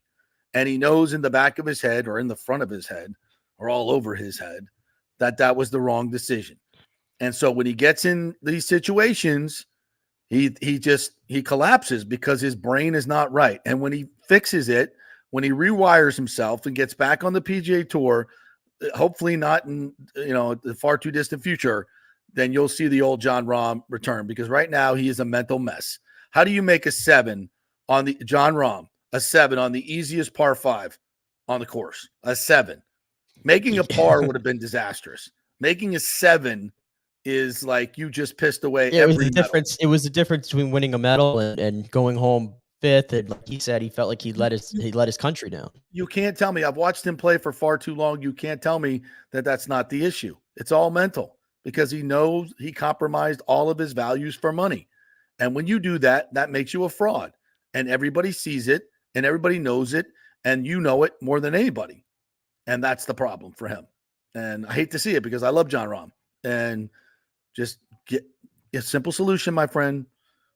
Give whatever money you have to give back, or, most of these big deals are 10-year deals. I'm sure they can get out of it. If they sign something that they can't, boy, that would be really. He just always seemed like, of all the guys who were there, and yes, a lot of them have success still. Like DeChambeau obviously just had a fantastic year. But Rahm he was an original defector, right. That was always his thing. So right, but it just feels like, of all the guys who went over, Rahm has been the one that just seems the most uncomfortable with everything. Even though he's the one that's making the most money. Right. And it was the most surprising one too. By the way, let's not take anything away from Scotty Scheffler. No. Shoot a 62 in that moment. Yeah, shot a 29 on the back. Hits it to 2 feet, then almost knocks it in, hits it to 13 inches, then hits it to 7 feet, and then makes a 17-footer. And then Tommy Fleetwood, who was tied with him on 17, channeled his inner JP and sculls it right over right 30 feet past the hole. He gets that up and down and pars 18. Then, he's in a playoff with Scotty Scheffler. So a little bit of a choke job there from Tommy. He's another player, though. I think he's been in the mix for so many wins in his career, and he just doesn't have that finish. No. Doesn't have that finish quality. But Scheffler, it has to be like, I know Scheffler, I don't think he's like as intimidating nearly as much as like a Tiger would. Like, if you're going head to head with Tiger in a situation like that, chances are we know you're folding. Scotty doesn't have that sort of like aura to him, I don't think. But it's just that that he's not going to make a mistake. Exactly. That's his aura. That's the old Jack Nicklaus thing. He always said, I had more championships given to me than I went out and won, because he would stick to his, he would shoot 69. Oh, and by the way, everybody else is trying to shoot 61 and takes them right out of their game. Yeah. Oh, and by the way, when you sink an 18-foot, birdie on 17 there, we've already talked about that. If Scotty Scheffler literally just putts average, like, he's never going to lose a tournament. No. But when he's sinking 18-foot putts with that pressure-packed situation, it's great. But yeah, golf was like, again, golf is one of those sports. I think there was a long layoff there, right, when golf was not in the Olympics, and this is only the third time it's been back in a long time. Yeah. And this is the first time we had like the great players all playing. And it just feels like we added a fifth major. Yeah, absolutely. In 4 years. Absolutely. And the great part is, it's funny because it's like only 3 places matter. Like you don't get paid for the rest. You don't get, it's just like the top 3, that's it. And we almost had the dual playoff. We almost had because if Fleetwood pars 17, then we have a playoff for the gold and silver, and then we'd had a playoff for the bronze as well. Bronze, we could have could have had dual playoffs, but it didn't work out that way. Yeah, and the other thing to the point about pressure, and you think pressure, but my heart aches for Tom. He was, I don't know if you saw that, he was in the scoring trailer, and he catched that. I think maybe Matsuyama maybe that took the spot there on the podium. Yeah, and Tom Kim started breaking down in tears, and I think because of the rules over there in South Korea, if he would have medaled, he would have avoided having to have military service. And, it was devastating for Tom Kim and everything. So, again, you talk about pressure. Yeah, he has to now, there's certain exceptions in South Korea from what I was reading yesterday. And I think medaling, makes you exempt. In a sport gets you out of it? Oh, yeah. Dude. Fell out of the medal contention. He just was like, wow. So, I mean, the pressure that these guys are going through. That's a penalty. Oof. Wow. Yeah, that's no bueno at all. Yikes. All right, we'll take a break. I want to get to this question from James about ESPN and ACC. By the way, I've tried to find it. I have not seen, James, where ESPN has said they're extending the grant of rights deal for the ACC. I've not been able to find that. So if you have a link, send it to me. I know there's talk of it, but I don't think they've actually done it. So let me know. I want to hit that question, though, because there's a couple things that came out last week that we need to kind of reiterate in terms of what that deal says. They got the contract out. The heavily redacted contract has been released. And there are some things we can glean from that, at least the attorneys who know what they're saying. So we'll do that. And I also want to get to there's some news on the boxing controversy at the Olympics that just came out. So I want to hit that as well. We are brought to you by the great folks at Extravaganza Productions. If you have an event coming up, whether it's a birthday party or a charity event you've been doing for years, you want to spice it up a little, do something creative, well, go meet with the folks at Extravaganza Productions. They have great creative folks out there. They have a huge warehouse of props that you could probably use, including like a really cool Game of Thrones throne that you could use at your party. Go check it out. It's really cool. It's Extravaganza Productions. Go to their website, extravaganzaproductions.com. Just contact them through there. Tell them JP sent you. Get a free creative meeting so you can find out what it's going to cost, what they can do for you. It's all free. So do it. Extravaganza Productions, best in the business. And we appreciate them being a sponsor. Back in 3. Stay with us.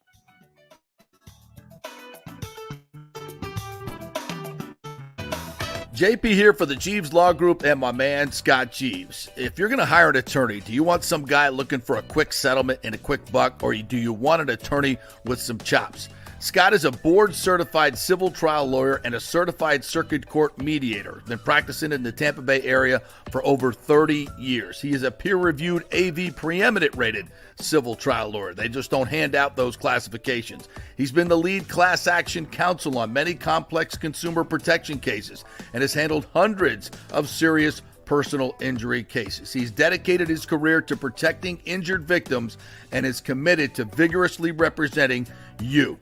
We're local, we're trusted, and we get results. Personal injury and personal attention. Call for a free case evaluation. That's 888-9-JEEVES. That's 888-9-JEEVES. The Jeeves Law Group. Getting old is inevitable, but feeling and looking old is avoidable. If you're feeling run down, your workout sucks, or your sexual libido is not what it used to be, check out Bay Area Modern Medical Center. That happened to me a few years ago, and I found out I had the testosterone level of a second-grade girl. That's not good. Our food, environment, and stress can cause your T levels to drop. Bay Area Modern Medical Center can help, and they are different. They offer customized hormone replacement for both men and women. Christopher Lugo and his medical staff can help you restore your energy, your sex drive, and your feelings of well-being. It was a total game changer for me. I have way more energy, lost 30 pounds, and I'm performing better in all areas of my life. Nobody wants to talk about sexual health, but it's key to a balanced life. We offer discrete treatments with real-world results. So if you're suffering from a lack of interest in sex, ED, or lack of sexual stamina, Dr. Lugo and his staff can help. Take your health care to the next level at Bay Area Modern Medical Center, 844-977-3477 or BAMMC.com. JP here to ask the question, are you planning an event, meeting, or conference? If so, you'll want to call the designers and production professionals at Extravaganza Productions Incorporated. With over 35 years of experience in the events industry, designing and producing every type of small to large event, they can provide a huge resource for design ideas, audio, visual, sound, lighting, decor, and entertainment to turn your event into an incredible experience for the entire audience. Folks, I've worked up close and personal with this group at many national events and Tampa events, and they have unique capabilities that help you save time and money in the planning and execution of your next event. Don't delay. Call these pros today at 813-621-4700 or check out their website at extravaganzaproductions.com. Tell them JP sent you, and they'll provide a free initial consultation for your event. Extravaganza Productions, the best of the business. Take your business or nonprofit to the next level with the power of video. Red House Streaming offers complete studio production services at our state-of-the-art facilities. Put our experience and expertise to work for you. From initial concept to final delivery, we'll handle it all and bring your vision to life. As your all-in-one production partner, we offer comprehensive marketing packages that not only showcase your brand, but amplify your reach. Contact Red House Streaming today. Hey, if you love golf and the new Top Tracer virtual golf experiences that have taken the golf world by storm, well, you're going to love the new Top Tracer range at Rogers Park in Tampa. It combines the fun of competing virtually on the world's greatest courses like Pebble Beach or St. Andrews with an outdoor range experience to track your ball, not just hitting it to that net. I love it. They have great brand new spacious covered bays, huge fans blowing down. It's very enjoyable even when it's hot. So grab your golf buddies. Great price, $25 an hour up to $45 at peak times. Balls are included, and you can also play the new short course for just $9. It's all at rogersparkgolf.net. To reserve a bay, go to rogersparkgolf.net. I'll see you there. Let's go. Right now, back to the show on FanStream Sports. Well, I'm going to put this in the category of I never thought I'd ever see it in my lifetime. In life or in sports. But I'm going to tell you something in a few minutes that will shock you. But maybe not, given the world we live in. Welcome back to the JP Peterson Show. Nick Geddes from On3 Sports. JP Peterson here. 40 years in the business of covering sports. And ain't seen nothing like this, my friend. Big thanks to the folks at the Geddes Gordon Real Estate Group. A lot of craziness going on in the real estate world right now, so make some sense of it. If you're looking for a new home or looking to sell your home, which I think a lot of people will be doing in the very near future, get the best price and go with the folks that know what they're doing, are great negotiators, and that's Jane Geddes and the Geddes Gordon Group. Go to GeddesGordonGroup.com, and you can get in touch with them through there and tell them JP sent you for all things real estate. Get some golf tips as well from Jane. How did Jane do at the U.S. Women's Open? I didn't check. You know, did you look it up? I actually did not. I saw that she was there. I forgot that it was this weekend, but I'll look it up. I saw Joanne Carter shot 80 at the ripe old age of 85. How about that? She shot at what? Shot at 80 at the U.S. Open, U.S. Women's Open, and she's Joanne Carter, big mom, and she's 85. Holy. Yeah. I'll never sniff 80. No, that's insane. So, before we get to the FSU thing, this is breaking news. So the IBA, International Boxing Association, just held a press conference at the Paris Olympics to discuss why they suspended or disqualified from the World Championships the Algerian boxer Khalif and the Chinese boxer Lin Yuting in 2023. And this was the IBF's explanation. And by the way, this is a packed press conference full of reporters who just are incredulous about their findings. And he said, both boxers were initially subjected to a chromosomal test by an independent laboratory in Istanbul after the IBA received complaints from coaches and competitors during the 2022 World Boxing Championships, Women's World Boxing Championship. Both boxers were retested in India again during the 2023 Women's World Boxing Championships to clarify and confirm prior results. Both boxers were found to have XY chromosomes. Both boxers were informed of the results of the test in writing. Both boxers were given the opportunity to appeal the findings to the Court of Arbitration for Sport.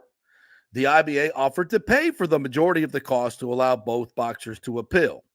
Lin Yuting did not appeal the decision. I repeat, Lin Yuting did not appeal the decision because something's not wrong. Sorry, I had to do it. Amin Khalif appealed the decision and then withdrew the appeal. You know why he withdrew the appeal? Because he knows he's got XY chromosomes. End of discussion. End of discussion. What are we doing? You either are or you are not. And the XY chromosomes confirm it. All right? Simple as that. But it's not that simple. As somebody wrote, and the journalists are just going bananas. Some journalists appear to be arguing with Dr. Philippatos, demanding that he further clarify whether Khalif and Lin were born female. The blood quote. Why you attack me? See if we can hear. Why you attack me? Okay, I speak. You want to speak? They're arguing with him. I try to say that the medical result, blood result, looks and say the laboratories that this boxer is male. I am a doctor. I want to represent myself a little bit. I'm sorry to bother you, but you must know the truth, and you must know who I am. Because, I don't know, perhaps after this interview, you will hear other things. So, I am about 59 years old, 30 years doctor practice. I am obstetric gynecologist, general surgeon, and specialist in IVF, in vitro fertilization. And of course, in my genetic department. So that means many things. I don't want to speak too much medicine to you. I don't want to bother you, but many times, for many couples, I prepare babies. Men, woman. I know that the President Bach, I respect him. He's the president from the National Olympic Committee. IOC I president. understand everything. I know that he say the science is poor. Science is poor. For me, science is not poor. Perhaps the doctors must speak. Perhaps the doctors must speak. Medicine is knowledge, is not opinion. It's knowledge, not Knowledge. opinion. I know that who is woman and man, one passport can give to us the opportunity to be men. And tomorrow, when I go back to Athens, it's possible to go to my government to say, please, I am free man. I want to change my name. And from Ioannis Philippatos to be Ioanna Philippatou. Will be happened. That means I am woman tomorrow. Please. The nature and the biological watch, no change. All right. See, I think you understand that. So that's the doctor who basically gave all his qualifications. And it's simple, folks. And I don't care who's telling you what. If you have a XY chromosome, you are not born female. You are born male. That is the science. What's interesting is the portion of people that always yell about science denying when it's not in their favor are like, it's not that simple. It is that simple. It's XY. It's a male. and one of the boxers didn't even challenge it, and the other boxer challenged it and then dropped his appeal. And what is the IOC's definition? Well, the IOC said it's not that simple. So which governing body you want to go with? The one that's doing the chromosome tests, or the one that wants to be a political, make a political show of this? You decide. Bottom line is, as Brooke Bennett said, the IOC's job is to protect the athletes and provide a fair and safe competition. And they are doing neither in this case, with boxing or with the triathletes swimming in the River Pooh. So get it right. Get it right, IOC. And what is with an absolutely packed group of press conference of reporters who are supposed to be interested in the facts, not opinion, but the facts? The dude's up there saying it's XY chromosome. We tested them twice. We paid for all of it. Independent labs. They were able to appeal it, and they didn't, or dropped the appeal. What are we even arguing about? Oh, but he was born female. What does that mean? Please, was born with female parts. Really? Were you there? Because I wasn't. Were you? Were there any of the reporters there when it happened? Or did maybe those female parts come later in life? I don't know. And I don't want to know. And I really don't care, for that matter. I care what's the chromosome. Born male or female. End of discussion. And it just so happens that this particular person, and the Leah Thomas thing is obviously different. Totally different. Because this person, Khalif especially, has competed as a woman and gotten away with this for far too long. But suddenly that's the other boxers who are in the ring, and all the other coaches who have been in women's boxing all their lives know that it's a man, and it's confirmed by the XY test. That you still want to argue it. You still want to argue it because of news reports that they were born with female parts. Okay. We'll have to agree to disagree. And again, I don't care. Like, transgender, this doesn't mean you're against transgender people. It means you're for keeping women's sports, is what it means. I'm pro women competing against women. I'm pro keeping women's sports the amazing thing that it is and has become, by the way. I mean, look at the explosion in women's sports. I've never watched so many women's sports in my life. I grew up, I would never watch women's sports. Then I got into the Olympics. Then I got into tennis. And then I got into all these things. I'm like, wow. And now women's sports has never been better. It's never been more fun to watch. Olympics, golf, tennis, basketball, some basketball. All of it. Tremendous. Soccer. And now we're going to F it up with all this nonsense. Well, there you go. I don't know if you have anything to say about that. Not really. Yeah, you'd rather not. All right, let's move on. If you guys have any questions about that, you just tell me. Scott or James said you didn't answer, JP. Could stadium deal be scuttled by new ownership? I've asked that question to attorneys who've looked at the deal, and I've gotten the first things that attorneys will say is that any contract can be disputed. And, could a new ownership group come in and say, we don't want to build there, and, you haven't started, shovels have not gone in the ground. No, we're not interested in doing it. And yeah, I would think, yeah, sure. If you get lawyers, and there's some that can interpret the agreements as saying the stadium financing agreement is separate from the development. There's 12 different agreements in the vote that went through. There are things that the Rays went to the mat for, like there's a non-relocation clause in there, but it doesn't mean you have to build a stadium. So the new ownership group said, yeah, we'll stay, but we're going to play at Tropicana Field.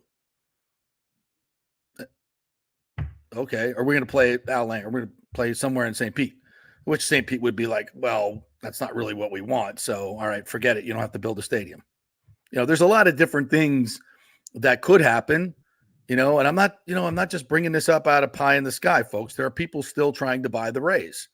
That's reported by the New York Post last week that another deal went through or was being considered while the Rays were telling St. Petersburg that they were here to stay. They were negotiating with a group in Tampa that didn't want to build in St. Pete. That's something we reported 6 months ago. And then, there's the other buyer that has come forward as well that I spoke with. So who knows? Has that buyer gone away? I don't know. I haven't spoken to him since the vote. I've tried to, but I haven't been able to.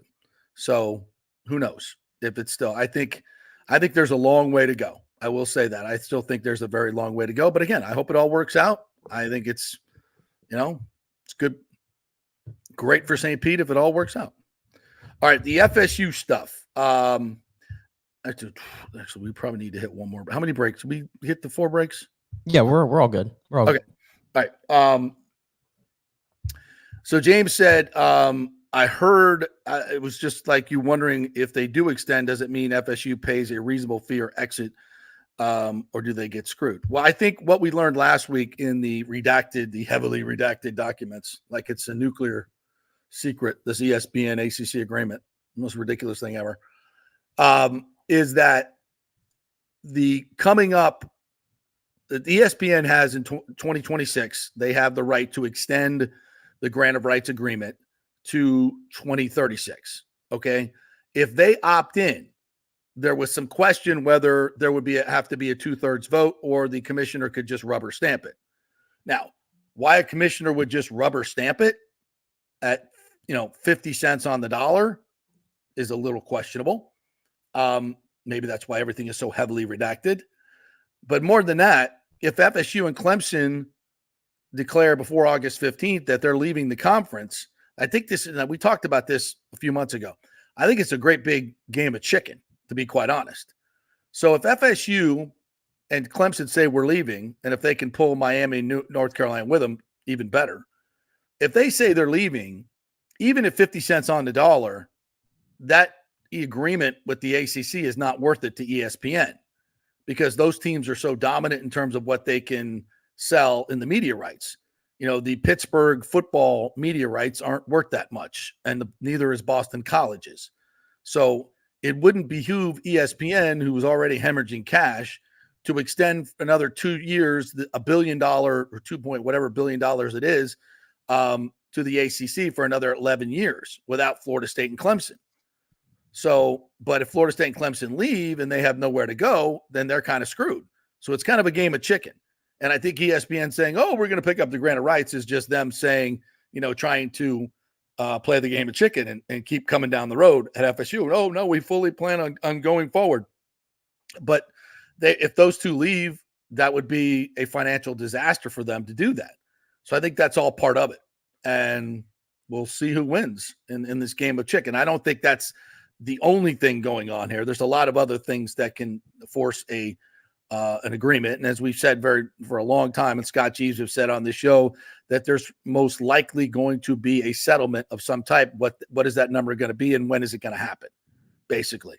And I think Scott is as well, and most of the legal minds feel that Florida State has a strong enough case where they can get out for a reasonable fee, which would be, I would say, between what Maryland paid at $50 million to maybe 120, like somewhere in there, which is money they can make up in 2 years in the new conference.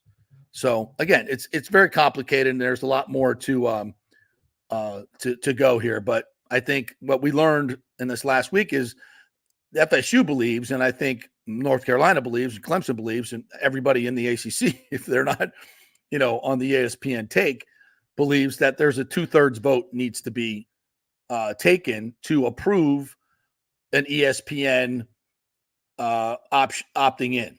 So if ESPN opts in, okay, say they do that officially, and before FSU or Clemson even say anything, then there has to be a 2/3 vote. And I don't think you can get to 2/3 yeses for an agreement that's 50, 40 cents on the dollar. I know Clemson, FSU, North Carolina, Miami, those four for sure. I'd throw Virginia in there as well. What athletic director in their right mind is going to vote for that? So I think, and the way many lawyers read that contract is, it needs to be a 2/3 vote. And maybe this is what ESPN was so afraid of, that that would get out into the public, and these, all these athletic directors or administrators that they've already talked into doing this ridiculous deal with, could kind of hide and skate. But if they're publicly out there and they have to vote yes on an agreement that bad, then I think all of their fans will revolt, and it makes it a very public show. So I just don't think you can get 2/3 of the votes. So I think wake me up when the games are starting, please. I got you. I understand. Listen, I don't want to be talking about all this legalese crap either, but we got to know where we're playing if it's going to be competitive. Oh yeah, absolutely. But I do think though, the earliest we're going to get we're probably looking 3-4 years away from at least them getting into a new conference by the time this all plays out. No, I think 26 is definitely maybe earlier. Yeah, I think 20. Look how fast some of these other teams changed conferences and got in. It's been 2 years for Oklahoma and Texas or a year and a half since they announced. Well, yeah, but I'm just mean because of the litigation and where that sort of stands and sort of what you have to go through for that. I think that's why and a lot of people have said August 15th. It's that they're going to, because they want to move this along.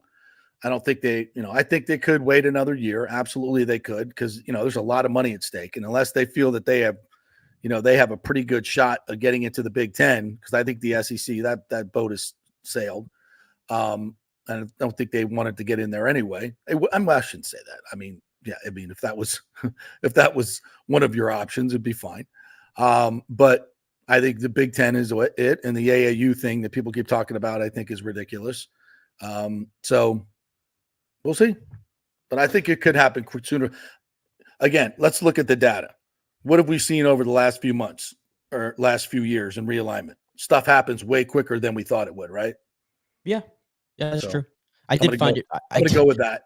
I did find it fun, the ACC, by the way. So after Katie Ledecky had won the 1500 meter freestyle, the ACC's Twitter account posted a graph, and it said Olympic record, Ledecky bringing home the gold medal, and it said hashtag Olympians here, because she went to Stanford, and Stanford is now in the ACC, and the ACC is out here taking credit for Katie Ledecky, and literally there was literally one of those context things added on the bottom, like a community note.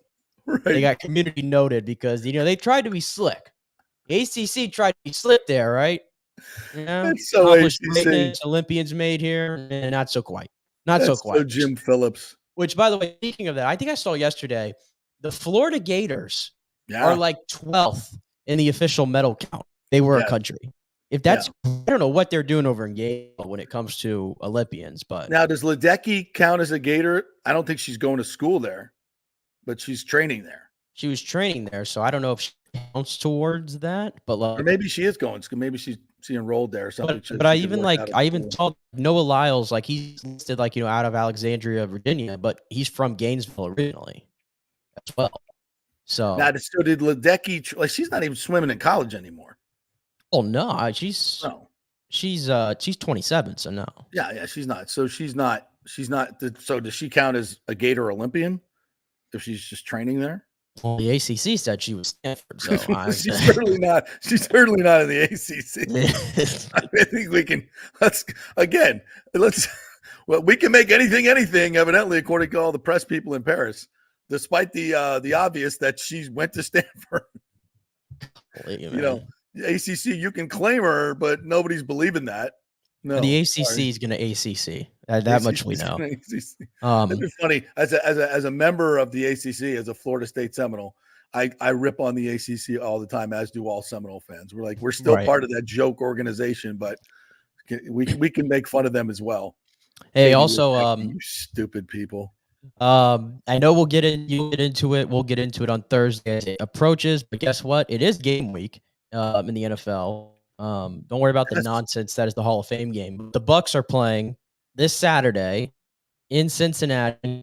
It's 7:00. So first season game. I'm sure we'll find out who's playing and who's not. Probably, yeah. But I'm definitely looking forward to that. There's a lot of good camp battles, especially with the Yaya Diaby injury, which it sounds like the Bucks were able to avoid anything major there. Thank goodness for that one. But it doesn't sound like he's going to be a part of the camp, though. So it sounds like it's all just preparation to get him ready for the season opener. Yeah. I didn't even talk about Bucks or hardly at all today, or if at all. So I was at Saturday's practice. Kalen DeLoach continues to run with the first team, get first team reps when Levante is held out. So, and he's playing really, really well. Got to meet his mom and dad too. You know, they have 3 D1 athletes. One was a national champion. The sister is Kaylin, Taylor, and Jalen. And Jalen is a sprinter. And the Taylor, the girl, is the champion. I said, well, if you line them up and run a 40, who's winning that? And they said Taylor, the girl, will beat Kaylin and Jalen in a 40. I saw a Deloach, I guess. You probably saw it. Deloach recorded a couple sacks on Trask, and a lot of people were tweeting it out, and it like broke FSU and UF Twitter.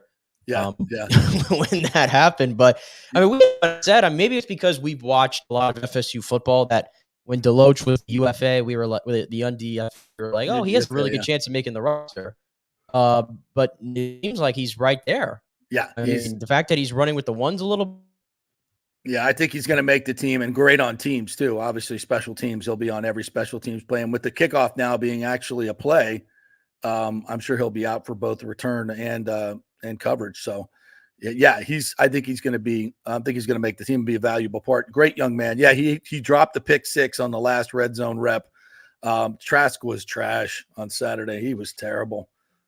He's got it. He's got a fight on his hand for that number 2 spot with Wolford. So that's going to be part of what Saturday is going to be about. They got to find out who the number 2 quarterback is, because Trask has not been impressive at all. And Wolford's played in this offense before, so he's got an upper from there. It's just probably a different dynamic for Trask. And last year he was sharp in camp. Yeah, at least at the beginning. Very sharp. Yeah, to my eye, dramatically regressed. So. All right, that'll do it for us today. Thanks to Brooke Bennett. Great segment with her in the beginning of the show. If you missed that, rewind, check it out. She came on at 10:05. Great Olympic segment with her. We talked about all the controversies and all the incredible performances. So check that out. Check her out on WFLAnow.com. She's doing an 11 o'clock podcast with her partner over in Paris as well. So check that out whenever you get an opportunity to, WFLAnow.com. Thank you, Nick. Appreciate you struggling through the Wi-Fi issues. We will see you guys tomorrow live from Bucks Camp. See you then.